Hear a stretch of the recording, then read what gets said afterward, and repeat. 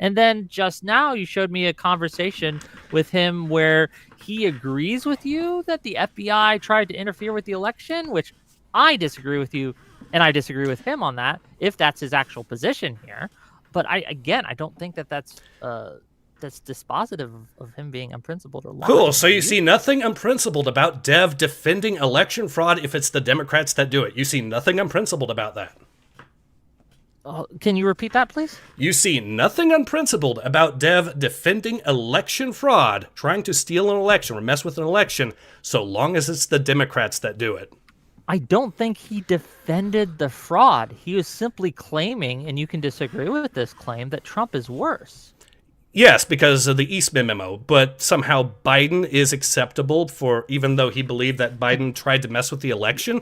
That is him ultimately defending it. With his stance here. That is ultimately his stance is unprincipled. Yes, it is, because he's admitting that he's okay with Biden trying to steal the election. But if Trump did the Eastman memo, that's unforgivable to him. That is a two-tiered justice system as far as it's concerned. No, it's not. That is Dev being unprincipled. If I punch you in the face, you're going to have different consequences for me than if I shoot you in the face. They're both violence, right? They're both forms of harm to other people, but the results of what that harm does and how that processes are completely different. We would never consider these things the same action. And I can say, well, if I had to choose between someone punching me in the face and someone shooting me in the face, I'm going to choose someone punching me in the face. And I would never accept someone saying, oh, so you choose someone punching you in the face over someone shooting you in the face? You're defending the guy who would punch faces? They're the same. They're both violent.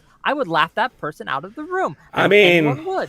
Right now you're trying to argue that one form of election fraud is not as bad, and therefore you're defending that form of election fraud by claiming it's okay. Obviously, yes. Right now you're trying to argue that one form of election fraud is not as bad, and therefore you're defending that form of election fraud by claiming it's okay. Obviously, yes. It's okay. Obviously, yes. It's okay. Obviously, yes. So you admit that some election fraud is okay in your eyes so long as the Democrats do it. Congratulations. No. Obviously, yes. Here's a more reasonable take. Election fraud is bad. It is equally bad regardless of how exactly it was done, because at the end of the day, it is done to undermine the democratic process. The very act of trying to do it makes you a tyrant if you ever actually get into office. And the only possible exception that you could have to ever potentially justify it is if the other guy did it first and you're essentially trying to save democracy from their tyranny. But yeah, it doesn't matter if you did it by stuffing ballots or instead get news stories censored that could potentially sway the minds of voters. It doesn't matter if the attempt lasted only 1 day or 100 days. And to be brutally honest, even if the attempt was unsuccessful, the very fact that you tried it makes you a tyrant. And the very fact that Whick TV tried to split hairs on this proves that he is actually willing to defend some forms of election fraud, so long as they are, of course, done by the correct people.